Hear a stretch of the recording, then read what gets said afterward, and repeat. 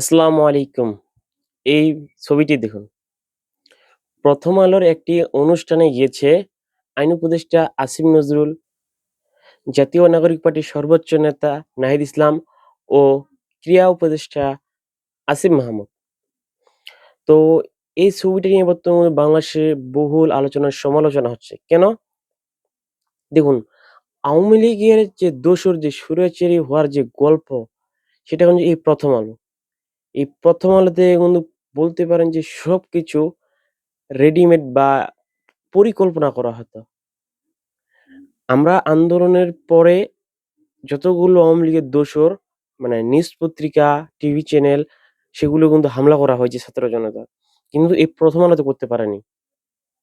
কিন্তু সেখানে হামলা করতে গিয়েছিল। এই 'প্রথম আলো' কিন্তু ওই যে একটা ছেলেকে যে ধরে নিয়ে কিভাবে মারছিল, কারণ এ হচ্ছে আওয়ামী লীগের দোসর। এর সাথে গিয়েছে আমাদের সমন্বয়ক সহ উপদেষ্টাগণ। বাংলাদেশের মানুষ এটা কোনোভাবেই মেনে নিতে পারছে না। কারণ দেখুন, বাংলাদেশের মানুষ এই সমন্বয়কদের মনে রাখা ভালো যে তাদের যেভাবে ভালোবেসে বুকে নিয়ে নিয়েছে, এই মানুষগুলো কিন্তু আবার তাদেরকে বুকে থেকে ছুড়ে দিতে পারে। আপনারা ক্ষমতার স্বার্থে এখন 'প্রথম আলোর' সাথে আপনারা বৈঠক করতেছেন, মিটিং করতেছেন। এটা কিন্তু এমনি যায়নি। গত কয়েকদিন আগে এই যে ২-৩ দিন হবে এরকম আগে এই একটি তাদের প্রোগ্রামে এরা গিয়েছে। তারা কি এমনি গিয়েছে? তাদের বিরুদ্ধে তো অনেক কথা বললেন সমন্বয়করা। এখন তাদের অনুষ্ঠানে আপনারা কেন যাচ্ছেন? কারণ ক্ষমতার লোভ। যখন মানুষের ক্ষমতার লোভ মানে উপড়ে পড়ে তখন মানুষ আর ভালো খারাপ কিছু বোঝে না। শেখ হাসিনা স্বৈরাচার হওয়ার কারণ হচ্ছে সেটার ক্ষমতার লোভ। তো এই ছবিটা নিয়ে ইলিয়াস হোসেন একটি পোস্ট করেছেন ফেসবুকে। তিনি বলেছেন, "অনেক কিছু বলতে চাই কিন্তু ভেবেচিন্তে বলতে হয়।